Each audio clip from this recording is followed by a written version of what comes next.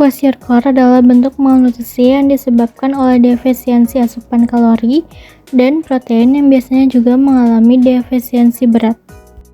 Nah, pada penderita kwashiorkor ini akan mengalami gangguan sistem gastrointestinal dan menyebabkan anak untuk menolak semua makanan. Nah, selanjutnya yaitu ada etiologi kwashiorkor.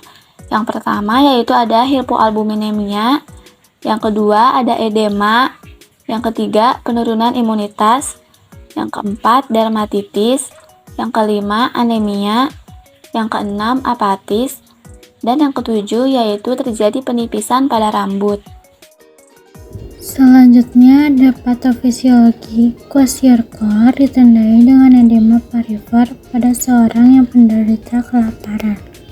Karena edema adalah hasil dari hilangnya keseimbangan cairan antara tekanan hidrostatik dan onkotik di dinding pembuluh darah kapiler. Penyakit kwashiorkor pada anak ditandai dengan kekurangan glutathione atau antioksidan. Di sini ada faktor resiko terjadinya kwashiorkor.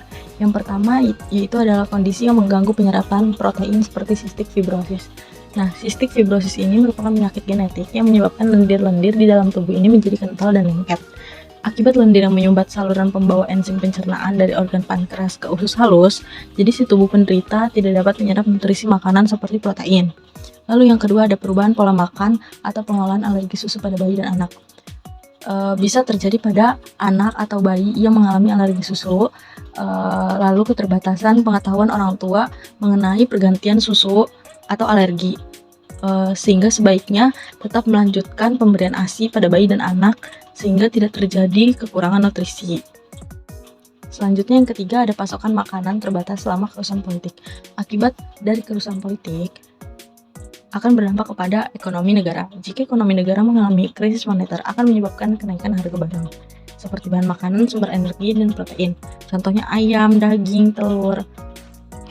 Faktor risiko yang keempat adalah kekeringan dan kelaparan.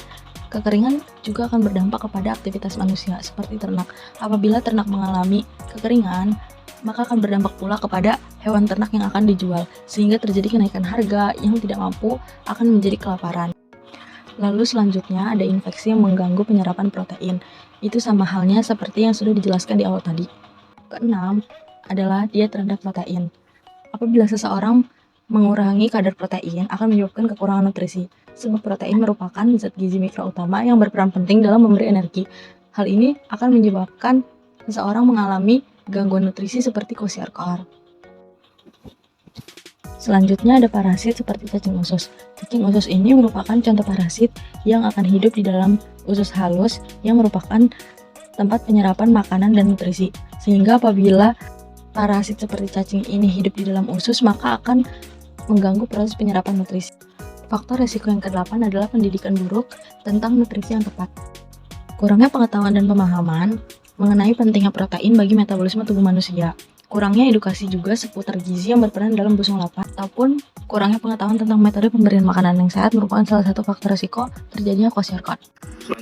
Protein albumin nilai normal 5 sampai 5 gram per sel, jadi 35 sampai 50 gram per liter. Deskripsi albumin bisa diakses oleh hati dan tentang keseimbangan distribusi air dalam tubuh di kalangan onkotik-keloid. Albumin membentuk beberapa protein darah seperti ion, bilirubin, hormon, enzim, dan lemak. Lalu ada indikasi klinis, itu nilai meningkat pada keadaan dehidrasi, nilai menurun pada keadaan malnutrisi, sindrom absorpsi, tiroid, kehamilan, gangguan fungsi hati, infeksi kronik, luka bakar, edema, asites, sirosis, nekrotik sindrom, SIADH, dan pendarahan.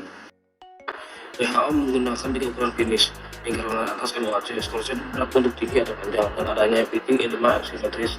Secara umum disini bahwa MOHC kurang dari 110 mm sangat sekali dengan kematian pada bayi bawah 6 bulan. Kriteria untuk masuk rumah sakit berdasarkan berat pencapaian batas yang ditetapkan oleh WHO.